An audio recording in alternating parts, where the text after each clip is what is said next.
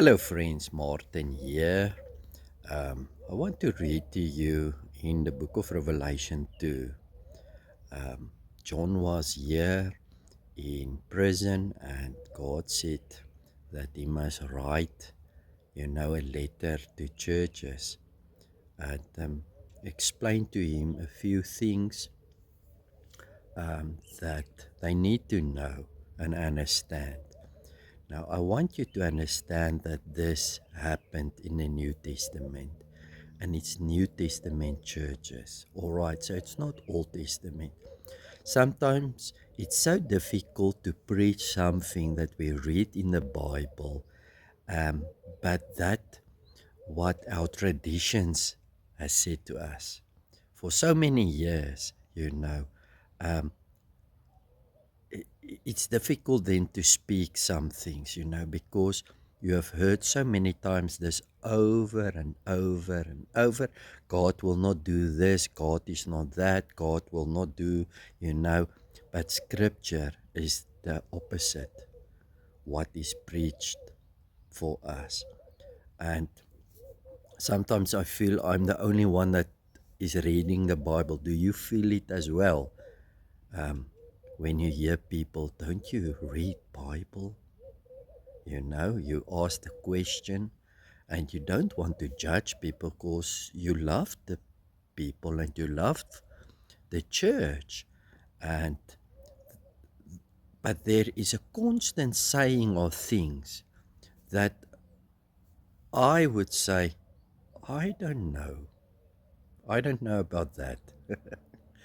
Because if I read scripture in context and in the right time, I try not to represent God in a way that I want to represent Him.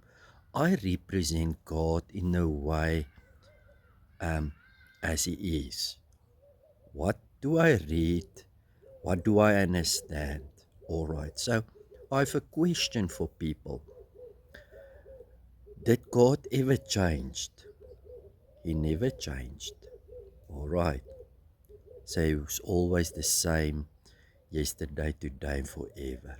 And Jesus Christ tries to show exactly who God is. All right. So if the God in the Old Testament needs to look exactly like Jesus Christ. All right. So was God always being faithful, loving, and gracious? Because the Bible explains him this way to us. He will never lie. He cannot lie. Even in the Old Testament, he says to Abraham and Moses and everyone that asks him, God would come and says, I'm gracious. That means I will give you a favor and a blessing you don't deserve. All right. I will release to you a gift and life that you don't deserve. So God was always like that. He was always being merciful as well. That means when you actually deserve the thing, God will come and says, I will take that away from you. But the problem came in, we automatically start to say, God is gracious and merciful, so He will be automatically do that because this is who He is. But we forget that God created man and He wants man to be part of His family, represent Him, have a purpose, and be the same. We forget things that God is righteous and holy. And Old Testament scriptures say, although He is gracious, He cannot pass over sin. All right. So we need to give something for sin, and He gave His blood. Like the Old Testament offerings, He gave blood of all these animals that were slain as a type of Jesus. But everyone, when they sinned, they had to transfer their sin unto that animal and says, this animal represents me. So I accept it. I believe. And then you were free for a time. It could not take the sin away in the Old Testament, but it covered the sin. Jesus Christ's blood was different. It take away then the sin. All right. But you need to respond to the offering and the sacrifice. He was always being gracious and merciful. But did Jesus or God killed people in the Old Testament? Yes. Was he always being gracious and merciful? Yes. Did Jesus kill people, slain people in the Old Testament? Remember, he was God, the Father, the Word that created everything, and the Holy Spirit. And they are from everlasting to everlasting. We have an eternal God, immortal God. He never changed. He was always be the same. All right. But he did things because of works of mankind. All right. So don't fight it. He did not change. He's always been the same. Because Jesus Christ gave his life. New Testament will come and says, if you now believe in your heart and confess him, all right, then salvation will come. If you don't have faith in Christ and the offering, and you see the Son of God, you are still in sin and under wrath. Matthew talk about it. Don't you know Scripture? You're still under the wrath of God. Did God kill people? Our loving, he never changed, merciful, gracious, yes. So when we try to preach sometimes to people, we try to put God in a view because we don't want to offend people, and I don't know what we are trying to do. We want to represent him um, as only love, because love, we have a concept of what love is. But the Word of God became flesh, and the Word revealed God unto us. And we know him. Nobody ever saw God. That saw is known God, like Jesus Christ. And he, John says that, is the one that revealed God to us. So I'm going to preach God, and as he is represented to me in context of whole Scripture. All right, so understand that. So now there's people, you know, that they are so focused on grace as if it is the love of God.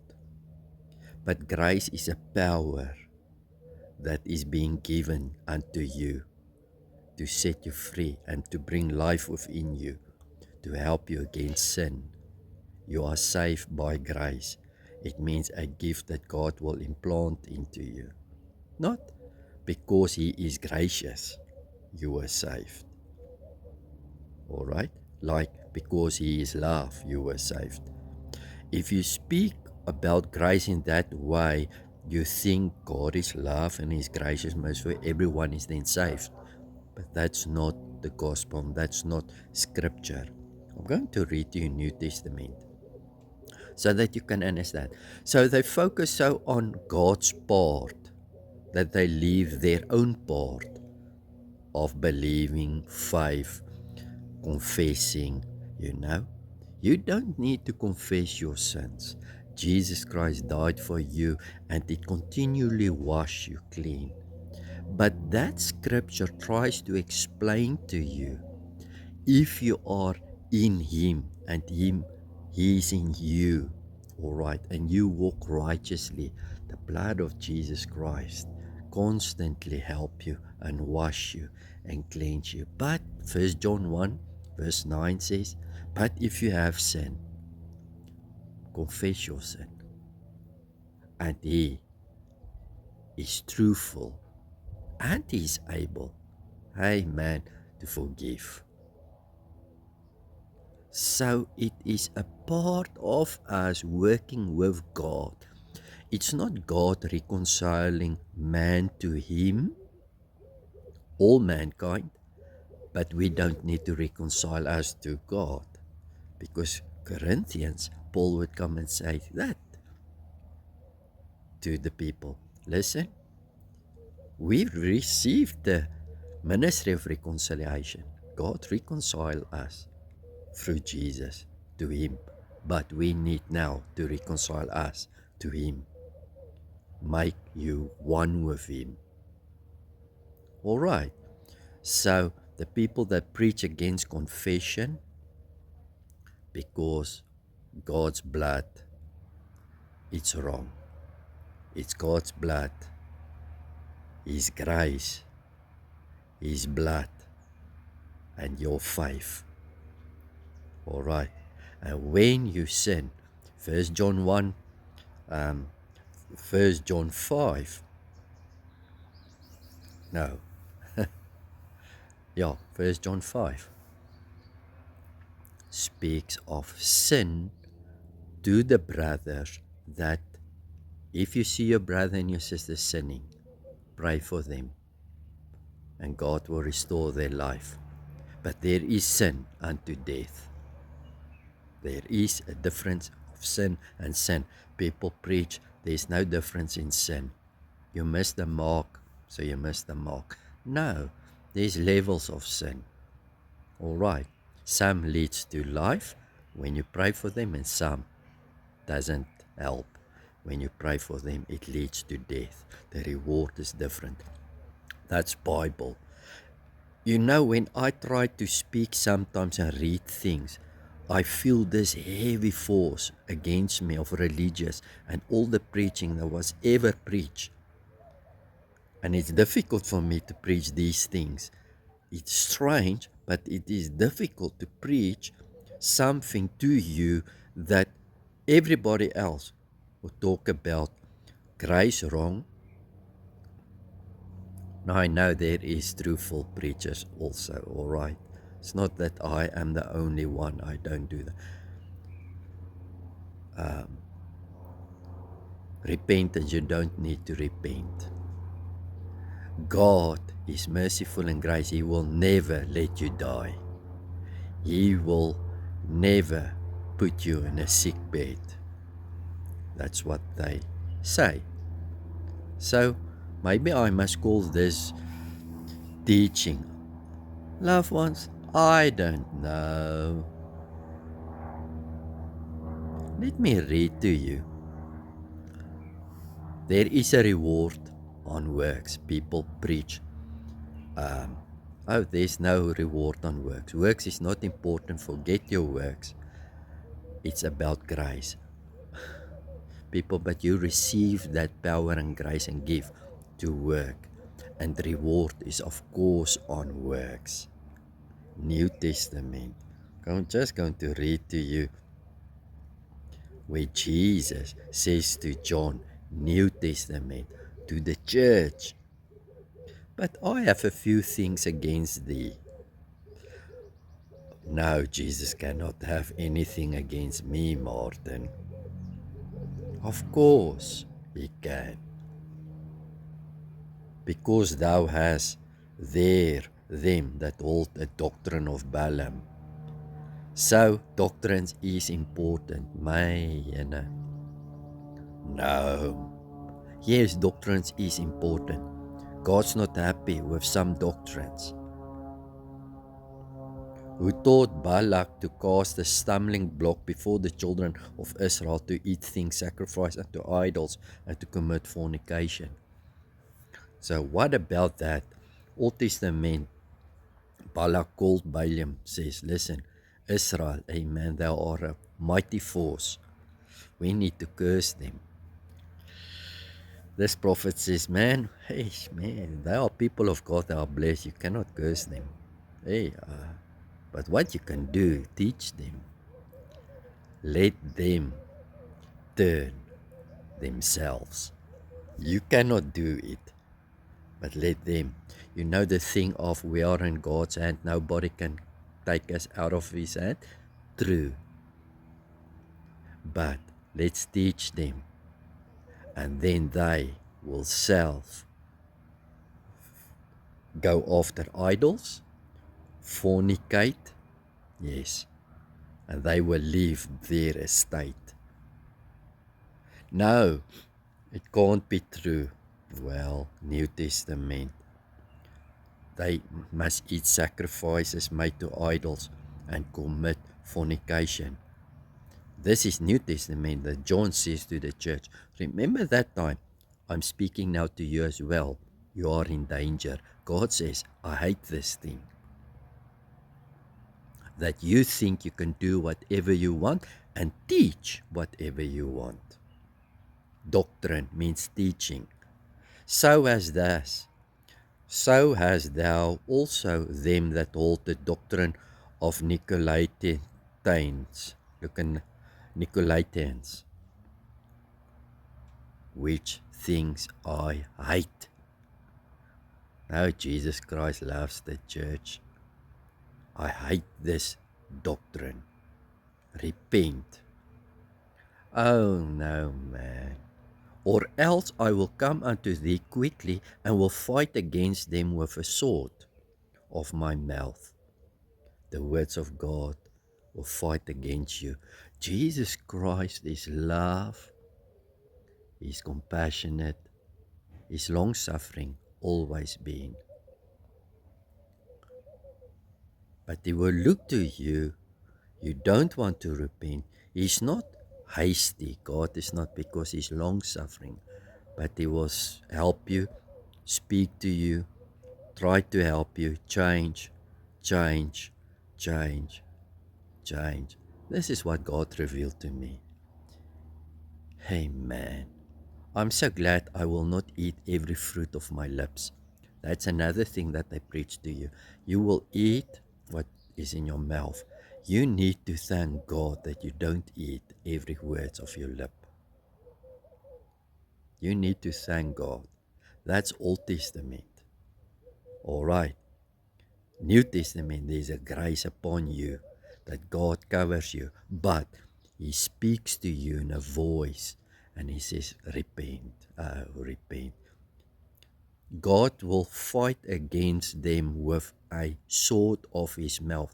So the word of God is righteous. You are unrighteous. You don't return, repent. Repent means go back to the high place you are fallen from. Repent. 5, top place. All right. Go back. You don't want, I'm going to fight against you. So God will fight against me. No, man. God will fight against the proud. This is New Testament. No, God will not. Yes, you are proudful. God will fight against you as a Christian, as a son. I don't know. He will become an enemy. Oh, man. He that hath an ear, let him hear. So God says to the New Testament, he that has an ear. So there's many that don't have an ear because they are saying, no, this what you are saying now, it's not true. This is Bible. It's not me speaking. I'm reading scripture. Let him hear what the Spirit says unto the church. And he says, repent, and confess. Unless I come with my mouth and my sword. The sword is a cutting. Amen. It's not good. To him that overcome, I will give to eat the hidden manna. Alright, hidden manna is mysteries. That's manna is eating, spiritual word. God will reveal things to you. On a white stone, name written on it, alright. Unto the angel of the church of Thyatira, write these things. These things says the Son of God. Oh man, Martin, you are speaking now. I don't accept this, but this I read to you now. These things says the Son of God. Full capital letter Son, it means Jesus Christ, who have his eyes like unto flames of fire. Fire. So fire has a strange thing. Fire, when it burns, it cleanses, it purifies, it judges. Alright, and that's good because it helped. But it is hot. He look unto you, flames of fire.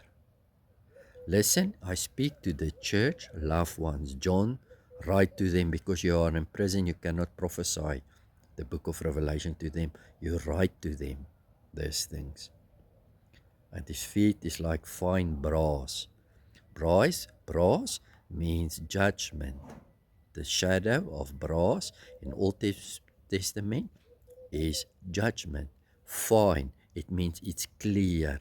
He can judge because he has a righteous judgment. He's standing on that feet. That's the meaning of it. As a prophetic teacher, God opened prophetic language to me by a gift. Not something that I was taught. I was never taught that. It happened in a meeting with me and God. I know thy works. God knows us and he knows our works. And charity. Charity, another word for charity is love. Exactly the same. You can say their love. And service. So, do you have a service unto God? Yes. And faith. And thy patience. I have faith and I have patience. So I want to say here, I don't want to take time too much time, but there is too many Christian and leaders and pastors and preachers that has no patience. They almost brag about it. I don't have patience. You need to have patience because it's the fruit of the Spirit. So you feel because you are anointed, God places a gift inside of you to help mankind. It's all right. It's not all right. Your character is very important for God. It's like Moses. Moses, come here. I want you to speak to the rock. The rock is Jesus Christ that will give water.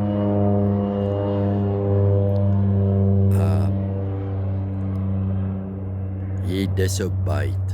His character is flawed. He hid. God will say, you will not inherit the promised land. But water came out of the rock for the people to drink. God did not stop.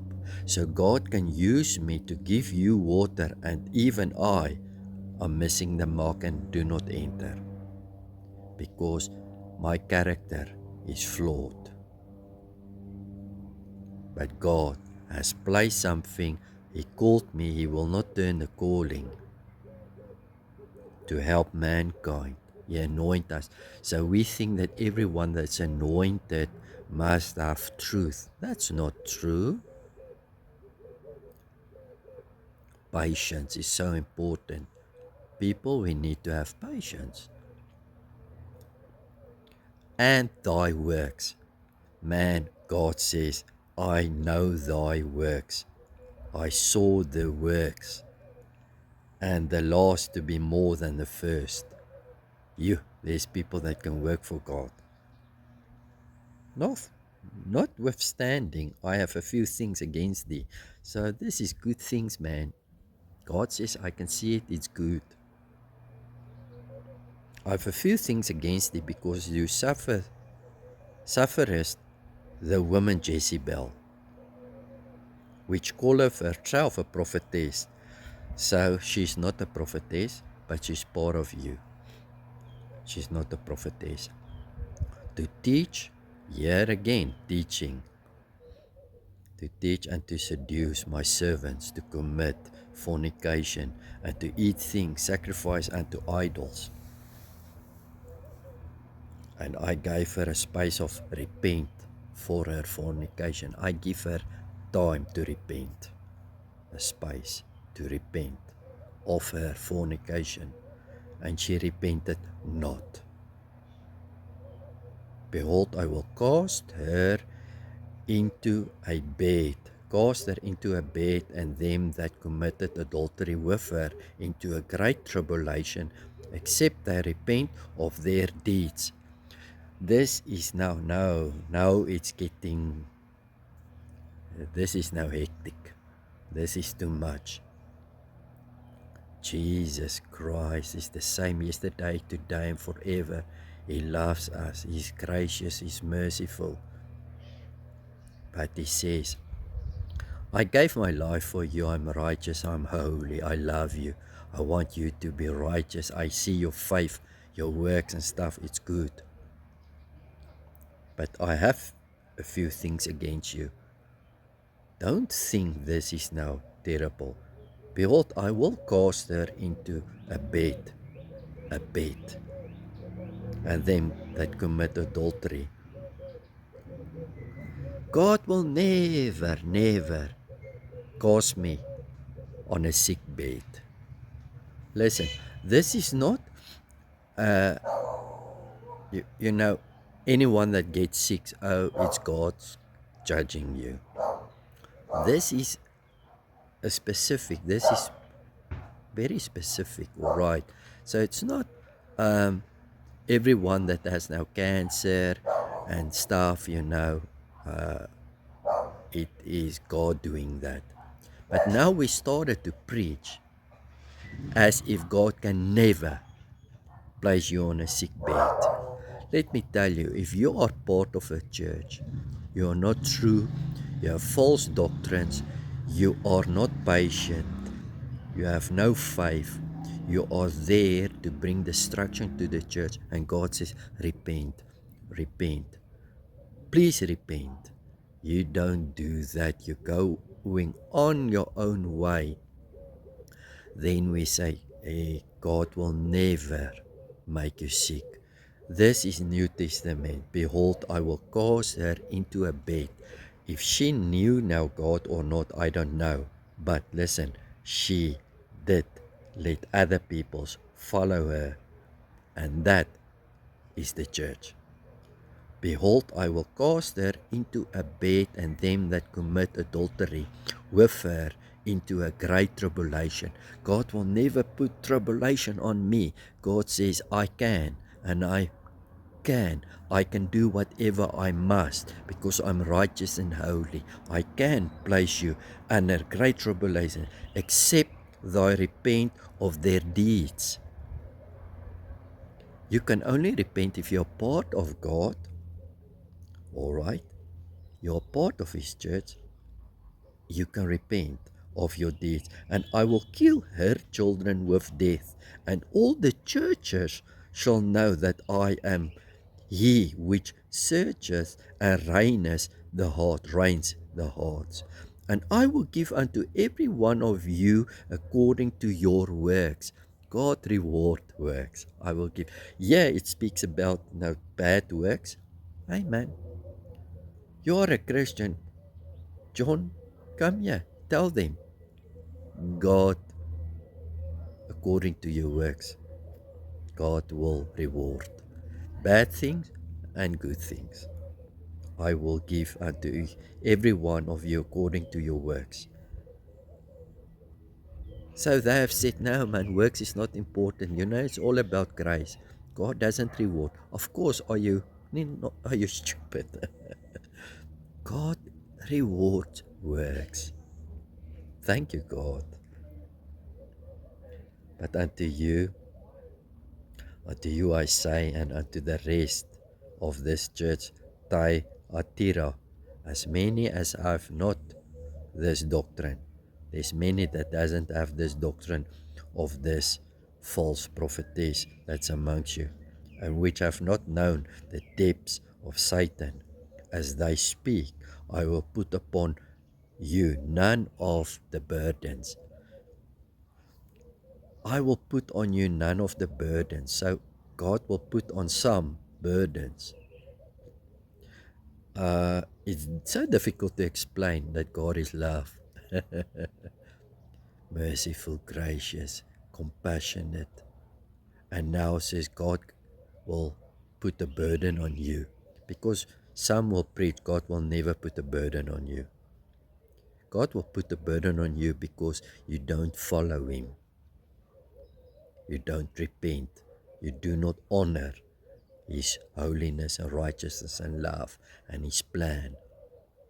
You go on like you want. But that which ye have already hold fast till I come. Hold fast. And he that overcome, I keep my works unto the end. To him will I give power over the nations, and he shall rule them with a rod of iron. As the vessels of a potter shall they be broken to shivers, even as I receive of my Father. God is a rod of iron. Jesus Christ is a rod. A rod is something you... Now, who is telling us what now from Jesus? Who is Jesus Christ? He's a rod of iron. It means he's unbreakable. He's strong. He's hard. He has a plan. He's unchangeable. And he shall rule them with a rod of iron, as the vessels of a potter. He is a potter that make us, and we are vessels. Shall they be broken to shivers? New Testament. Even as I receive of my Father, I will give him the morning star. It doesn't mean now you are going to hell or heaven. Don't think about that. What I'm trying to explain to you, people give us an image of God that God says, but it's not me. Just read scripture and reveal me. The fear of God is very important. Don't God, I mean God is a consuming fire. In the place where he says this, I'm a consuming fire, in Hebrew I believe. Amen. Be careful. We are so easily talking about, eternal secure. Oh, this guy is eternal secure. We don't believe in eternal, eternal security. But God, since the beginning, says to all mankind, even in the Old and New Testament, the same thing. Don't go after other gods. Don't have idols. Because there's a sin unto death. Death, the word means separation. There's a sin, 1 John 5. I believe 20, verse 20. There is a sin unto death. Don't, and he stops by saying, don't go after idols, other gods. So why do we still speaking about eternal security? This guy believe you can save, always been safe, never, you cannot get lost. This guy, I don't believe it. God says from the beginning, I don't know about eternal security or not. God says, don't go after other gods. You can go after other gods. Don't go after other gods. It's important. And the word deaf means separation. So it is to the church. You can be separated.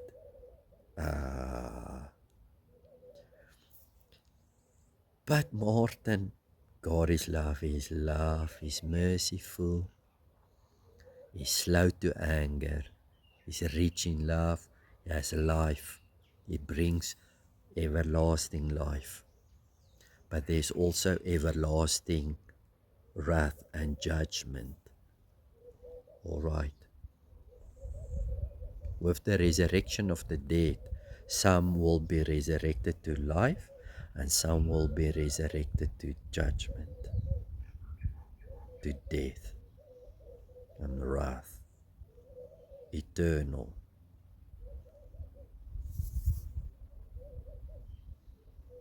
If you look to the word eternal, it means no beginning, no end. Some people say it's not a time word, meaning, but it's a space word.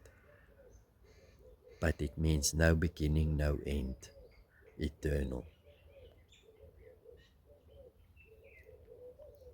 Man, may this word help you and bless you and keep you. God can keep you. But every time when I read Bible and I see God keeps us safe and protect us and seal us with the Holy Spirit, He also say things like, be careful, how you walk, because it was always been a father and a son and a relationship, and not only a relation, but relationship. And God can do whatever He wants. And I know one thing, He is holy, He's pure, and He's righteous. And because of that, He's love, gracious, merciful. May this word bless you in Jesus' name. Amen.